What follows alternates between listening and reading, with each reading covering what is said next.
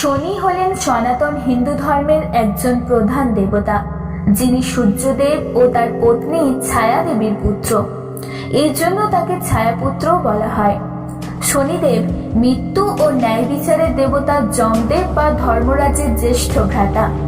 স্কন্দ পুরাণ অনুসারে শিপ্রা ও খাতা নদীর সংযোগস্থলে জন্মগ্রহণ করেই শনি ত্রিলোক আক্রমণ করেন।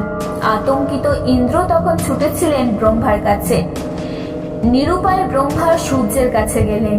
এর আগেই শনির দ্বারা আক্রান্ত সূর্য ব্রহ্মাকেই শনিকে সংযত করার অনুরোধ করলেন। ব্রহ্মা গেলেন বিষ্ণুর কাছে, বিষ্ণু গেলেন শিবের কাছে। শিব শনিকে ডেকে অত্যাচার করতে বারণ করলেন। তখন শনি শিবকে তার জন্য খাদ্য, পানীয় ও বাসস্থানের উপায় করতে বললেন। শিব শনিকে মেষ থেকে মীন রাশি চক্রে ভ্রমণ করার ব্যবস্থা করে দিলেন। নিয়ম মতো জন্ম রাশি দ্বিতীয়, চতুর্থ, অষ্টম ও দ্বাদশে শনি সর্বদাই ক্ষুব্ধ হবেন, কিন্তু তৃতীয়, ষষ্ঠ বা একাদশ স্থানে এলেই তিনি উদার। পঞ্চম বা নবম স্থানে এলে তিনি উদাসীন। এই শনির আরেক নামই হলো শনৈশ্চর।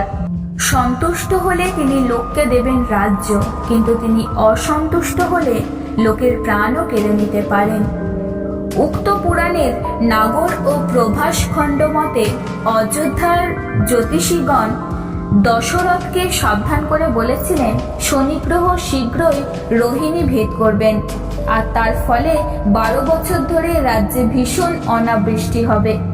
এই কথা শুনে ইন্দ্রের দেওয়া দিব্য রথে চড়ে দশরথ তৎক্ষণাৎ শনির পিছন পিছন ছুটলেন। সূর্য ও চন্দ্রের পথ অতিক্রম করে একেবারে নক্ষত্র মণ্ডলে গিয়ে শনির সামনে উপস্থিত হয়ে রাজা বললেন, তুমি রোহিণীর পথ পরিত্যাগ করো, না করলে আমি তোমাকে বধ করব। শনি দশরথের এই রকম সাহস দেখে অবাক হয়ে গেলেন। তিনি রাজার পরিচয় জানতে চাইলেন। দশরথ আত্মপরিচয় দিলেন। শনি শুনে বললেন, আমি তোমার সাহস দেখে অত্যন্ত প্রীত হয়েছি। আমি যার দিকে তাকাই সেই ভস্ম হয়ে যায়, তবু তুমি প্রজাহিতকরের জন্য নিজের প্রাণ তুচ্ছ করে আমার কাছে এসেছো, এতে আমি অনেক বেশি খুশি হয়েছি। যাও, আমি কথা দিলাম রোহিণীর পথ আমি আর কোনো দিনই ভেদ করব না। কলিকা পুরাণ অনুসারে সতীর দেহত্যাগের পর মহাদেব তীব্র রোদন করতে থাকলে তার চোখ থেকে বিপুল পরিমাণ জলরাশি নির্গত হতে থাকে। এই জলরাশি পৃথিবীতে পতিত হলে ভূমণ্ডল দগ্ধ হয়। এই কারণে দেবতাদের অনুরোধে শনি এই জল গ্রহণ করেছিলেন, কিন্তু শনি এই জল ধারণে অসমর্থ হয়ে জলধার নামক পর্বতে নিক্ষেপ করেন। এই জল পরেই বৈতরণী নামে প্রবাহিত হয়েছে। ব্রহ্ম বৈবর্ত পুরাণ অনুসারে শনিদেব ক্রূর হবার উপর এই কাহিনী আছে। একবার শনিদেবের পত্নী ঋতুমতী হলেন। ঋতু স্নানের পর তিনি পুত্র কামনায় নিজের পতিদেবের কাছে উপস্থিত হলেন। কৃষ্ণ ভক্ত শনিদেব ওই সময় কৃষ্ণের ধ্যানে মগ্ন ছিলেন। তার পত্নী ঋতু ব্যর্থ হয়ে গেল। তিনি রেগে গিয়ে শনিদেবকে অভিশাপ দিলেন যে আমার দিকে তুমি ফিরেও চাইলে না, এরপর থেকে যার দিকে চাইবে সেই ভস্ম হয়ে যাবে। শনির ক্রূরতা সম্পর্কে সকলেই অবহিত। এমন লোক খুব কমই আছে যে শনির নাম শুনেই ভীত হয় না। সূর্যদেবের 9 পুত্রের মধ্যে শনির নাম বিশেষভাবে উল্লেখযোগ্য।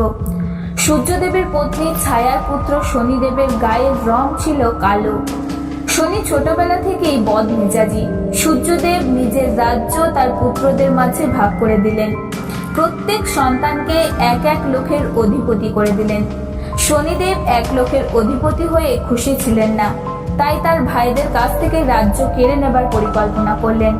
অধিক শক্তি লাভের জন্য তিনি বনমভায় তপস্যা করলেন। তার তপস্যায় সন্তুষ্ট হয়ে দেখা দিলেন এবং তিনি বর চাইতে গেলেন। শনিদেব তখন বললেন, হে ভগবান, আমার শুভ দৃষ্টি পড়লে যেমন কারো ধন সম্পদ, ঘর সংতান ইত্যাদি সুখী ও সম্পন্ন হয়, তেমনি কুদৃষ্টি পড়লে যেন তার সমস্ত কিছু ছারখার হয়ে যায়। ব্রহ্মবা তাকে বর দিয়ে অদৃশ্য হয়ে গেলেন। শনিদেব শক্তিপ্রাপ্ত হওয়ার পর তার ভাইদের রাজ্য ছিনিয়ে নেওয়ার জন্য তৎপর হলেন। তখন অন্যান্য ভাইরা সবাই পিতা সূর্যদেবের শরণাপন্ন হয়ে গেলেন। সূর্যদেব তখন ভগবান শিবের শরণাপন্ন হলেন এবং প্রার্থনা করলেন।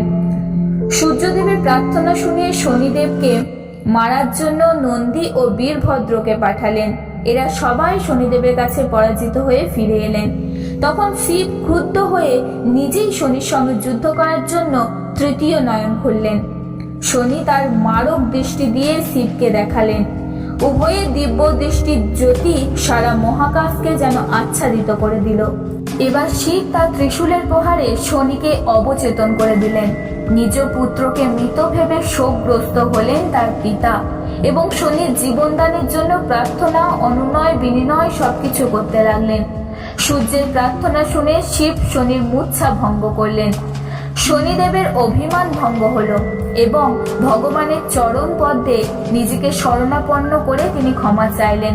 শিব তখন প্রসন্ন হয়ে শনিদেবকে নিজের সেবক করে নিলেন এবং তাকে দণ্ডাধিকারী পদ দিলেন।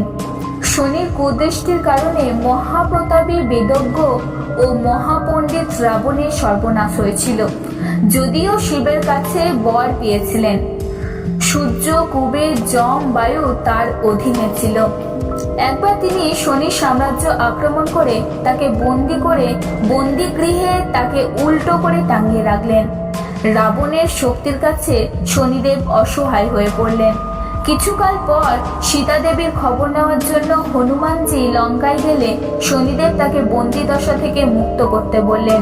হনুমান তাকে মুক্ত করলে তার দৃষ্টিতে লঙ্কাপুরী ছাই হয়ে গেল। শনিদেব সম্পর্কে সাধারণ মানুষের ধারণা যতই ভীতি মিশ্রিত হোক না কেন, মৎস্য পুরাণ কিন্তু শনিদেবকে লোকহিতকর গ্রহের তালিকাতেই ফেলেছে। প্রতি শনিবার সন্ধ্যায় শনিদেবের পূজা অর্চনা করার বিধান আছে সেখানে। সাধারণত শনিদেবের মন্দিরে অথবা গৃহের বাইরে খোলা জায়গায় শনিদেবের পূজা করা হয়।